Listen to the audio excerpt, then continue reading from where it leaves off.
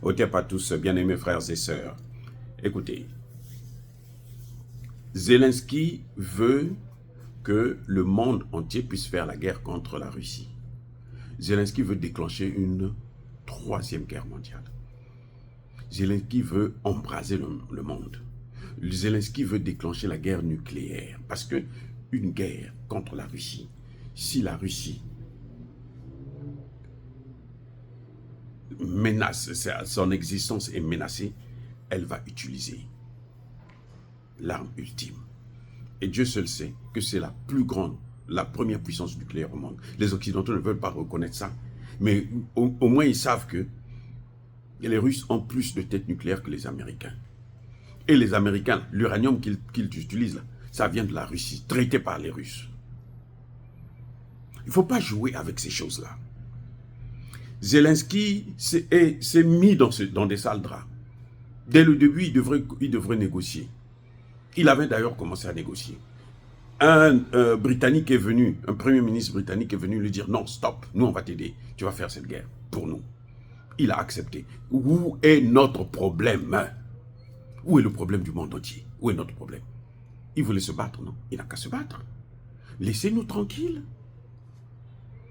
Le fameux plan de paix, c'est quoi? Il n'y a rien, c'est vide. C'est juste la demande. Pour lui, il ne peut réussir que si il frappe en profondeur. Oui, il a détruit un dépôt d'armes en Russie il y a quelques jours. Vous croyez que il n'y a que ça? C'est-à-dire que je ne comprends pas les gens. Il y a même des panafricanistes qui sont là. Oh, la Russie, il faut que Poutine fasse. Poutine ne tremble pas devant les faits. Poutine, c'est quelqu'un qui est serein. Et c'est ça qui est sa force. Parce que lui ne réagit pas par émotion. Il a un plan, il a une stratégie, cette stratégie continue. Vous avez vu quand on a occupé Kursk?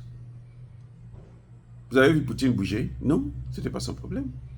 Il est allé ailleurs, il a voyagé, il est sorti du pays. Pendant que les Ukrainiens étaient en train de célébrer la fête, nous on a gagné, on a pris son territoire, il viendra, il va prendre ses soldats qui sont à Pokrovsk, ils vont les envoyer ici, ainsi de suite. Poutine a gardé la même ligne. Il a continué à foncer là-bas et il a pris le temps, 5 semaines, pour commencer à riposter. Il a commencé à riposter. D'abord, il avait contenu. Et puis après, il a lancé l'offensive. Et aujourd'hui, c'est un chaudron.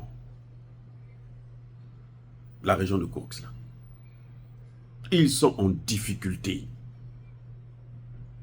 Voyez, donc, les amis, vous savez, c'est malheureux parce que ce sont des générations des Ukrainiens qui vont payer le prix. L'argent que les Américains donnent là, ce n'est pas gratuit, c'est la dette. Donc, ils relancent l'industrie américaine pendant plusieurs années, des dizaines d'années. Ça pourra prendre même 100 ans. Les Ukrainiens vont payer cette dette vis-à-vis des Américains. Surtout les Américains. Parce que les Européens, ils n'ont pas donné assez d'argent. Les Américains, ils vont payer ça. Ils relancent leur industrie militaire et ils vont payer la dette là pendant des dizaines, peut-être même une centaine d'années. Vous savez que les Européens viennent de finir de payer la dette vis-à-vis des Américains pour la Seconde Guerre mondiale.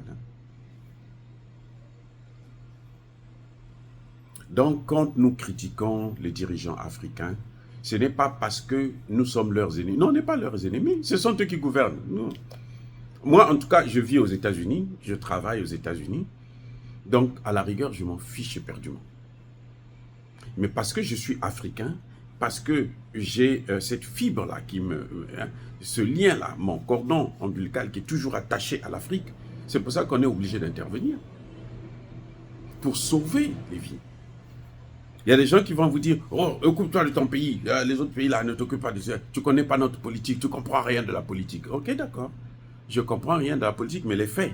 Vous voyez les pays qui suivent la France, qui suivent les États-Unis, qui suivent ces pays-là, ce sont les pays où il y a plus d'enfants qui vont mourir dans la mer. Vous, ça vous fait plaisir parce que vous êtes chaud, parce que vous n'avez pas ce problème-là. Mais nous, ça nous embête. Ça nous tue parce que nous pensons que ce sont nos enfants, ce sont les futurs ingénieurs, les futurs savants qui sont en train de disparaître à cause des imbécilités de certains dirigeants africains. Quand nous critiquons les dirigeants africains, ce n'est pas par hasard, hein, ce n'est pas parce qu'on n'a rien à faire, non. Non. Quand je dis aujourd'hui que si Sonko et Bassirou ne renégocient pas, n'annulent pas les accords pour le poisson sénégalais, si ils ne dénoncent pas les accords pétroliers, s'ils ne sortent pas du franc CFA, s'ils ne chassent pas cette base militaire française, mais il n'y aura jamais le développement. Ça, ce sont des faits. Aucun expert sérieux, je dis bien sérieux, c'est les ingénieurs, les docteurs de la France-Afrique, ça c'est autre chose. Mais un vrai docteur, aucun ne vous dira que dans ces conditions-là, Sonko, Bassirou peuvent développer le Sénégal. Prenez n'importe quel économiste du monde, mettez-le là au Sénégal, mettez-le là en Côte d'Ivoire, avec la politique que ces dirigeants sont en train de mener. On va voir si ce pays-là va avancer. Ce n'est pas possible. C'est pour ça que nous, on condamne. C'est pour ça que nous critiquons. On dit non, ce n'est pas ça. On nous amène la dissolution de l'Assemblée. C'est une priorité? Dites-moi, c'est une priorité. Est-ce que la priorité, c'est combattre les gens qui ont travaillé avec Macky Sall? Est-ce que la priorité, c'est ça? La priorité, là, c'est la guerre contre l'Occident. Parce que les gens qui ont travaillé avec Macky Sall, ils sont utilisés par l'Occident. Et l'Occident utilise aussi Sonko et Bassirou. L'Occident va trouver encore d'autres qu'ils vont placer là. Donc, la priorité, c'est d'abord couper le cordon ombilical avec l'Occident. C'est ce qu'a fait le Mali, le Burkina, le Niger. C'est d'abord se débarrasser du maître. Et puis maintenant, à l'intérieur, on va commencer à régler le problème. Les mêmes cadres, les mêmes députés sénateurs de Macky Sall, qui sont les esclaves des Européens, dès qu'ils ne sont plus esclaves, vous allez voir parfois ça va être les meilleurs cadres que vous avez. Parce qu'ils connaissent les dossiers, ils ont travaillé là-dessus, ils savent. Mais seulement ils ont un mauvais maître. Quand vous avez un mauvais maître, même si vous êtes intelligent, vous ne pouvez pas sortir votre génie. Vous voyez, le franc CFA, là, c'est une taxe pour les exportations. Et c'est une subvention pour les importations. Donc nous, on ne gagne rien. Le grand bénéficiaire, que ce soit importation ou exportation, c'est l'Europe, c'est la France. C'est pour ça que nous on dit qu'il faut sortir de là. C'est pour ça d'ailleurs que c'est l'une des choses que nous reprochons hein, au pays de l'AES. Nous attendons ça, mais alors de pied ferme, qu'il faut qu'ils sortent de ça. Sinon, tout ce qu'ils sont en train de faire là, ça va retomber.